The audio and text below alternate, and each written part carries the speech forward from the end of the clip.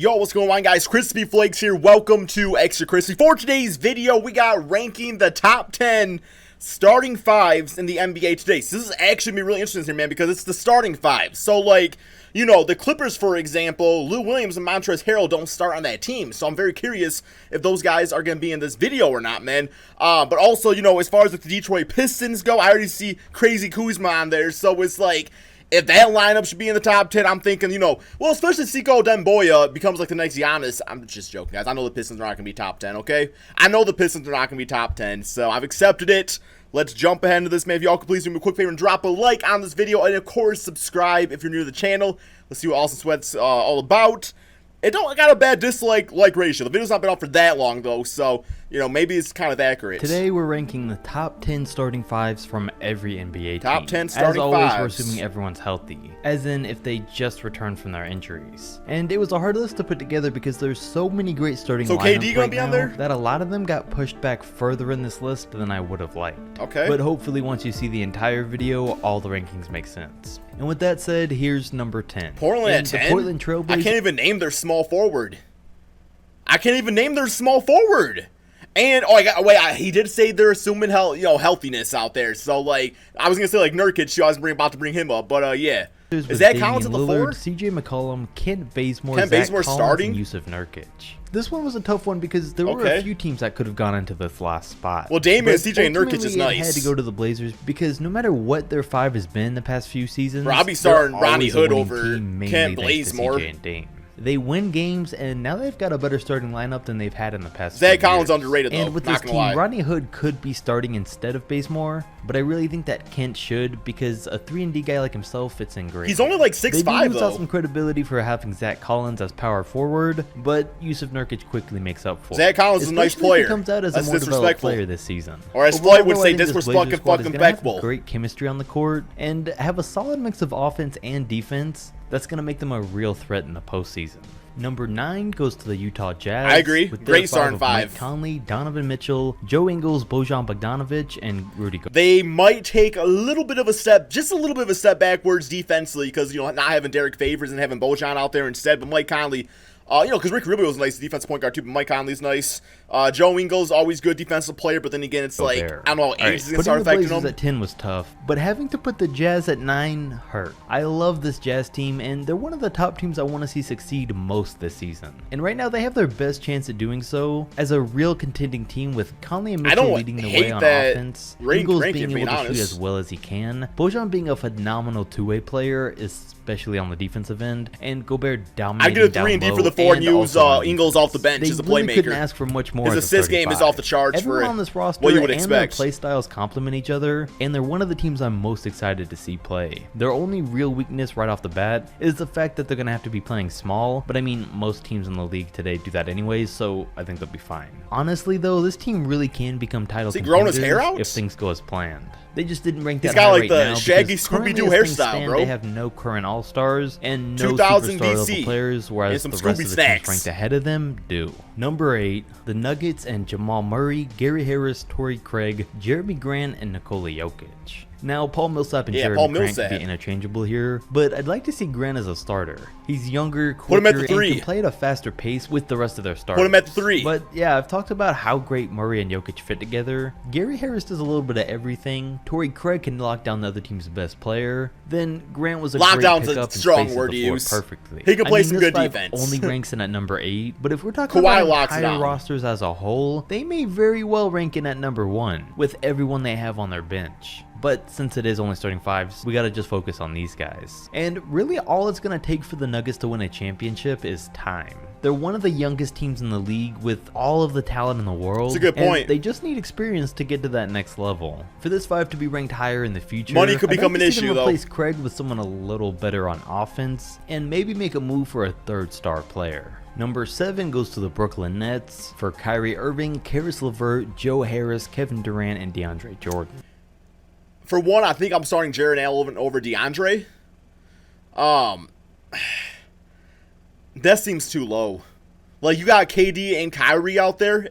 That's and they're another team you might have expected to be ranked higher, yeah, but definitely. they got a lot of competition ahead of them. And there's no indication that Karras and Harris will be the starters, with KD playing power forward, but it was my Karras guess will at it. start. Personally, I would also have Jared Allen starting, but I don't know if that'll actually happen by the looks of things. As for this actual 5 though, they're all surprisingly great fits together. Kyrie's proven that he can play with a small forward because he played great with LeBron, and KD's done the same Apparently thing now with with Gordon point Hayward, guards by though. playing even better with Russ and Steph Curry. And they both now have a solid center with one of the league's best shooters, and then a wild card player in LeVert who could thrive with all of his extra opportunities or get lost in the mix, which No, he'll be hopefully fine. doesn't happen. That The guy only will be real completely questions fine, here I are promise how you KD that. can play when he returns, and how Karras good this about team's to tear it chemistry up. will be with adding 2 new superstar players to the mix. And it's why I was hesitant to put Brooklyn any higher. A team that won't have that problem though is number 6, because they basically have the same 5 as they did last year, in the Milwaukee Bucks, with Eric Bledsoe, Wes Matthews, Chris Middleton, Giannis, and Brook Lopez. Basically the same starting 5, but losing Malcolm Brogdon, you know, I think that lowers them down a little bit. Because I'm taking Kyrie over Bledsoe. I'm taking Karis LeVert over Wesley Matthews. I'll take Chris Middleton over Joe Harris. Kevin Durant, Giannis, both amazing. And in the center spot, you got like Brook Lopez, DeAndre Jordan, you know, Jared Allen. It's a toss-up, man. Overall, this Milwaukee team is great. It's a toss-up. They've implemented a system that revolves entirely around their league MVP, and it's proven to work. And that's why their starting lineup gets as much credit as it does here. I'm a fan of their system, but not a huge fan of who's in it right now. I mean, I wish they would have gotten a point guard that could shoot a little better than Bledsoe instead of re-signing him. And then they lost Malcolm Brogdon and replaced him with Wes Matthews. They have max contract Chris Wes Matthews is a nice Middleton, who I'm player, sure but he's they're a bit praying takes his injury game to prone. the next level this season. And then finally Brook Lopez, who really makes things work with the shooting. And it's a bunch of solid players, but I mean, they need more star power. I mean, they could have kept the same system, but gotten another star who's great. I'll take in the their Nets team role over 'em, instead of fully 4 healthy. players who are all average or slightly above it. So now hopefully Giannis can lead this team to a championship one day, Now that- because it's fully going to rely on him and his development. Okay, there we go. There's thanks to this Meg. team now being Make another locked one, in make big another one, make contracts another for one, the bank next it. few Tim Duncan, years. come on, come on, Number man. 5, the Clippers with Patrick Beverley, Kawhi Leonard, Paul George, Mo Harkless, and Zubac. I mean, just having Kawhi and Paul George, like, is obviously going to make them have, like, the top 10 list. I'm just saying, like, yeah, that's their starting 5, but their optimal lineup would include Montrez and Lou Williams in it, probably. So, and also, I think I'm starting Landry Shaman at the 2 and going with either Kawhi or Paul George at the 4.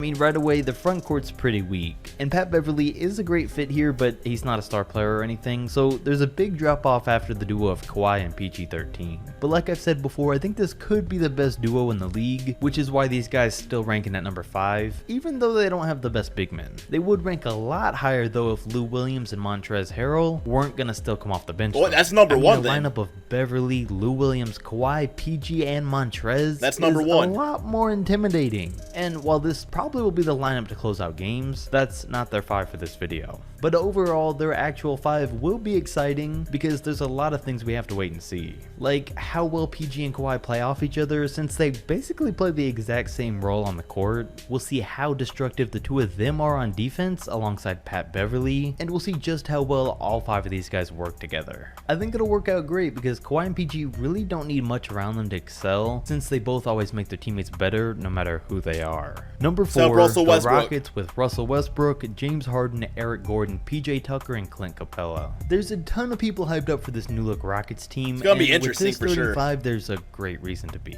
I mean, not only is the system they've been running built for James Harden, but it's the exact system that Russell Westbrook has needed to succeed. I've mentioned in other videos that I don't know if this whole thing's gonna work and these guys can coexist, which They can. I'm still not too sure about, but I mean, if They'll they figure can it make out, I bet work, you that, I have man. to admit that we're talking about these guys having the ability to be NBA champions next year. With this same lineup and Chris Paul, they were 1 game away from the NBA Finals and the second best team in the Western Conference for years. With it being worth mentioning that CP3 was also a ball-dominant point guard coming in, and everyone said it would never work from the start. And when you're looking at it from that perspective going into this season, adding Westbrook to the roster, it definitely makes this one of the things to look forward to the most. Although CP3 Plus, people I say will fell say off that I playing with really James think it's a Harden, make or so break for them this year. If it doesn't work out this season, Who knows I how don't it's know gonna that it affect ever Russell. will. So it would be time for them to look into switching things up with the role players on the roster. But like I said, for now, these three guys are perfect complements to Russ and Harden, which is why they rank as high as they do.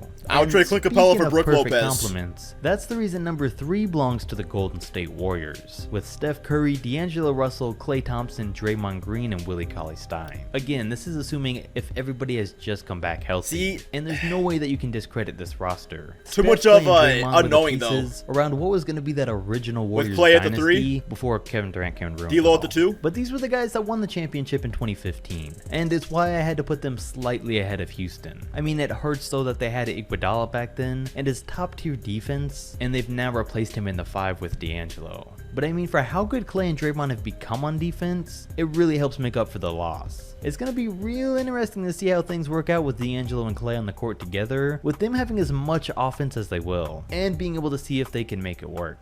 Hopefully it works great, but KD again, made it work we'll with them, so... The Warriors are a team, though, that their starters are ranked higher than their whole roster would be in a video about the best rosters. Because, I mean, they lost all their role players this offseason, which is why a lot of people have already counted them out. I mean, they lost Andre, Livingston, Cook, and Jordan Bell. Damn, that is a lot to lose. We're just talking about the role players, so it's understandable. But there's still a lot of questions here. Like, if Steph... My prediction is eventually D'Lo becomes a 6th man off the bench, and he's not going to like it, and he's going to request a trade. That's just my prediction, because they're going to need that scoring power out there, and they're going to want to put Klay back at his natural 2 spot, and they're probably going to go out there and trade for some sort of defensive oriented, small forward, and that's my prediction, man. Unfortunately. Always full screen every single damn video. Can okay, return we're back. to an MVP form. My bad. Can Draymond return to an all-star level? And can D'Angelo Russell thrive and take his game to another level again this year? Which is all still yet to be seen. Another thing still yet to be seen, though, is just how good the starting lineup of number 2 will be. For the Philadelphia So we got the Lakers as number 1? Ben Simmons, with no Josh point guard or Richardson, shooting guard, Tobias except Harris, KCP. Al Horford, and Joel Embiid. They got Alex Caruso. I really considered Philly for the number 1 spot and switched them here at the last second. I mean, they really have 5 potential all-stars. I mean, Simmons and Embiid are definitely going to make the team, but Richardson, Harris, and Horford all have just as big of a chance of joining them there. Richardson's a great two-way player who could break out if used right. Tobias Harris is in the same great position now that Jimmy Butler's not in his role anymore. We did. Al Horford's consistent in every category as always, and Embiid will be as dominant as ever. But I mean, there's more questions with a lineup like this one than there is for the team in the number 1 spot, which is why they ended up here. Because of the uncertainties like how Richardson could get lost in the mix, Tobias Harris did that last year, so it could happen again. Ben Simmons probably but that's because of won't Jimmy come Butler, out though. Shooting like Steph Curry this year, even if he does shoot threes, and we don't know if Embiid will stay healthy. So we're giving them the number 2 spot for now, which means that number 1 goes to the Los Angeles Lakers. Interesting. For their lineup of LeBron James, Danny Green, Kyle Kuzma, Anthony Davis, and JaVale McGee. Is it like confirmed that LeBron's going to be running point guard?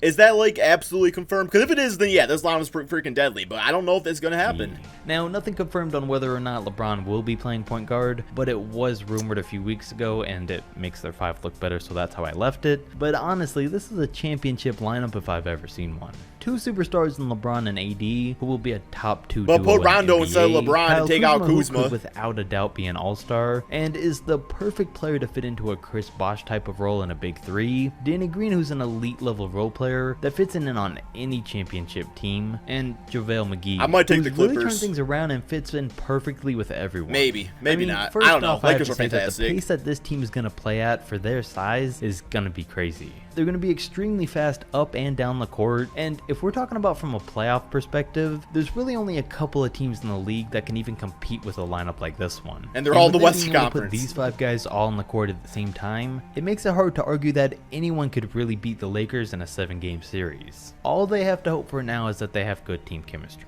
And that wraps up the ranking.